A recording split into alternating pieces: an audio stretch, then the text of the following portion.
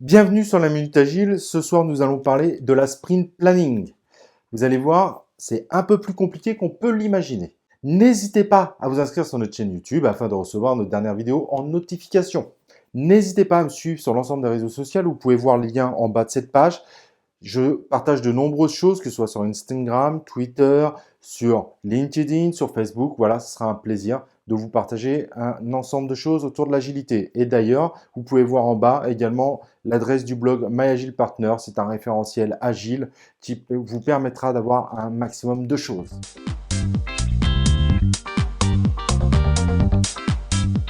Alors, parler de la sprint planning, ça peut paraître un peu bateau, mais en réalité, je pense que c'est un sujet très important car elle est souvent un gros problème au sein des équipes Scrum. Donc, pour parler de la sprint planning, ce que nous allons faire, c'est que nous allons la traiter en deux parties. Un, à quoi elle sert, et deux, comment éventuellement la dérouler.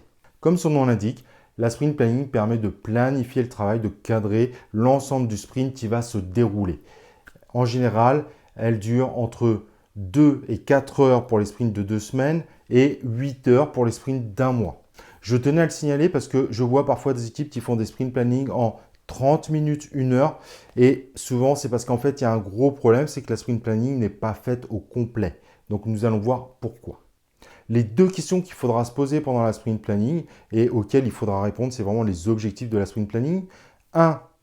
Que peut-on livrer à la fin de notre sprint planning avec notre incrément? Et comment on va effectuer le travail pour pouvoir faire tous ces items qui vont remplir notre incrément. À quoi sert le Scrum Master au sein de cette sprint planning?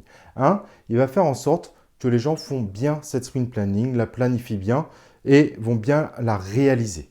2. Il va faire en sorte que l'ensemble de l'équipe comprenne les objectifs et le but de cette sprint planning. Ça, c'est très important. Et 3. Il va aider à sa mise en place, à donner des astuces, des possibilités, aider l'équipe et également à la timeboxer pour qu'elle ne dure pas plus de 4 heures pour un sprint de 2 semaines ou 8 heures pour un sprint d'un mois. Et parfois, la question qu'on me pose, et j'y réponds tout de suite, est-ce que le Scrum Master anime la sprint planning?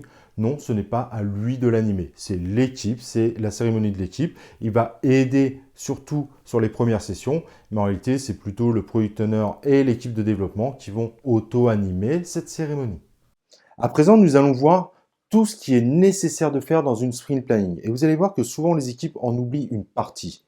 Et pourtant, c'est essentiel. Une bonne sprint planning permet vraiment d'avoir un travail organisé au cours du sprint. Le Product Owner et l'équipe de développement, ensemble, vont voir tous les items qui sont potentiellement réalisables pour le prochain sprint, le sprint qui va démarrer. Ça, c'est bien important de le comprendre. Et ensemble, ils vont se dire, voilà, quel est l'objectif du sprint.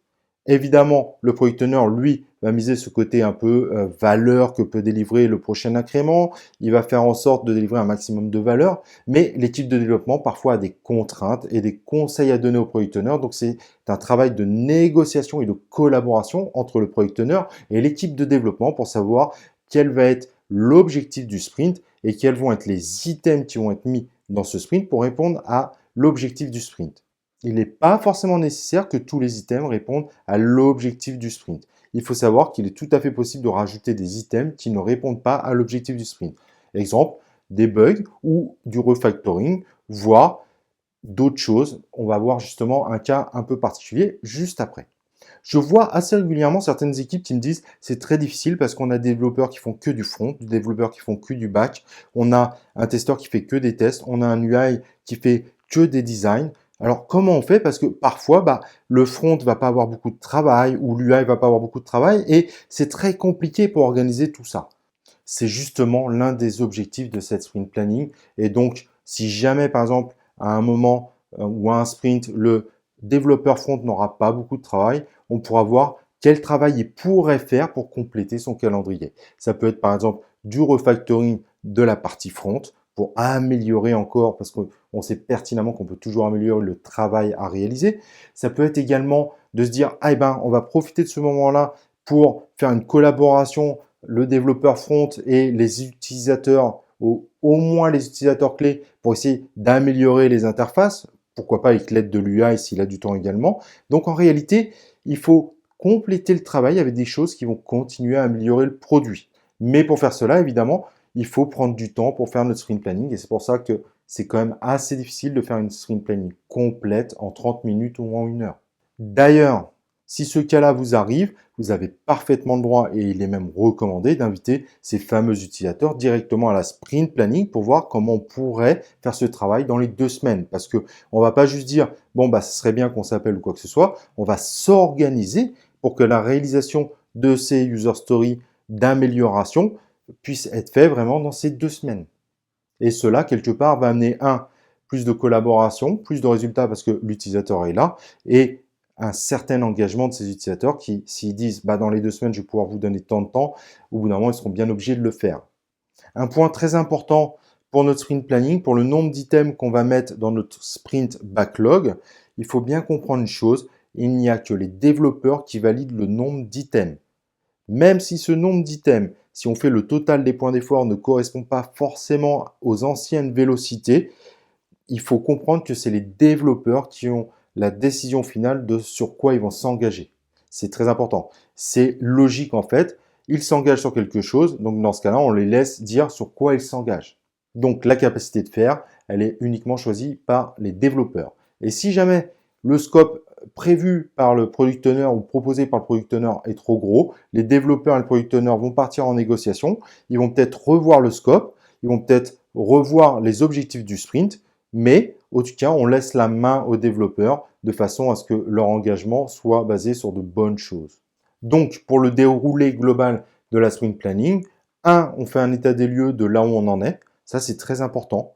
Où on en est par rapport au produit, quels sont les prochains objectifs qu'on aurait. 2, on définit un objectif de sprint et les items qui vont répondre à l'objectif du sprint. 3, on va éventuellement créer de nouveaux items pour remplir le sprint si on a un objectif de sprint qui ne prend pas tous les items, ce qui c'est souvent le cas.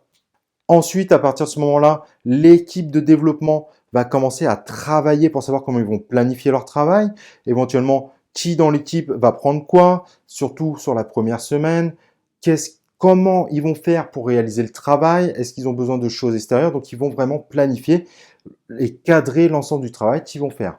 Sur la deuxième semaine, quand on est sur des sprints de 2 semaines, certes, il y aura plus d'incertitudes, ce qui est logique, donc les développeurs vont moins rentrer dans le détail. Mais ce qui compte, c'est que quand ils sortent de la sprint planning, ils aient un démarrage de qualité. Et souvent, ce que font les équipes de développement pour faire ça, généralement, elles font un découpage de l'ensemble des items, user story, items de refactoring, ça peut être des items de tâches techniques, certaines équipes utilisent ça, parfois des spikes. Les équipes de développement vont donc découper tout ça en sous-tâches techniques. C'est un peu une aide pour eux pour commencer à planifier et pour surtout se rappeler de ce qu'ils se sont dit à la sprint planning, surtout si le travail va arriver que dans 1 semaine. Et quand tout ce travail est réalisé, on va conseiller à l'équipe de développement d'expliquer au Scrum Master comment ils vont faire pour réaliser ce sprint et pour atteindre l'objectif du sprint qui a été défini. Dernier petit point pour cette vidéo que je trouve assez intéressant parce qu'il y a beaucoup d'erreurs qui sont faites dessus. On entend souvent que l'ensemble des items qui sont proposés à la sprint planning doivent être intégralement terminés. C'est évidemment faux. On conseille d'avoir quelque chose de relativement stable en effet, mais il peut parfaitement avoir des items qui ne sont pas terminés ou qui sont à peine commencés. En revanche, ces items seront plutôt planifiés pour la fin du sprint. D'ailleurs, certains items, si l'équipe de développement a besoin de les revoir parce qu'il y a des questions qui sont venues entre-temps par rapport à un refinement qui aurait pu arriver la semaine précédente, et évidemment, on va pouvoir refaire un refinement directement de l'item parce qu'il faut à tout prix que l'équipe de développement ait un maximum d'informations pour évidemment proposer le meilleur des développements. Donc oui, il est parfaitement possible de réaffiner une user story pendant la sprint planning. Il est tout à fait possible en sprint planning de réestimer une user story, que ce soit une user story pour savoir un peu le reste à faire, surtout si l'équipe a besoin de ça pour mieux mesurer sa capacité de faire. Donc il est parfaitement possible d'estimer le reste à faire d'une user story qui était dans le sprint précédent et qu'on a repris, ou de réestimer une user story parce qu'en fait, l'équipe de développement avait sous-estimé ou surestimé lors d'un refinement. Il n'y a rien qui interdit de le faire. Si ces indicateurs d'estimation permettent à l'équipe de développement de mieux visualiser leur capacité de faire et de mieux réaliser l'engagement qu'ils vont pouvoir prendre, alors il n'y a aucun problème pour le faire. J'espère que cette vidéo vous a permis de comprendre que la sprint planning est beaucoup plus importante qu'on peut l'imaginer, qu'elle est souvent sous-estimée. Et d'ailleurs, on voit souvent des équipes qui ont des gros problèmes dans leur fonctionnement Scrum parce qu'ils ne font pas réellement la sprint planning dans son ensemble. Donc, je vous invite vraiment à faire très attention à ça et à vous poser les bonnes questions, car quand une sprint planning ne dure que 30 minutes, allez, jusqu'à 1 heure, il y a beaucoup de chances pour qu'en fait, elle soit faite trop rapidement et trop superficiellement, qui fait que le travail n'est pas si bien cadré et l'équipe forcément aura moins de fluidité sur la suite. À ciao et à la prochaine Minute Agile.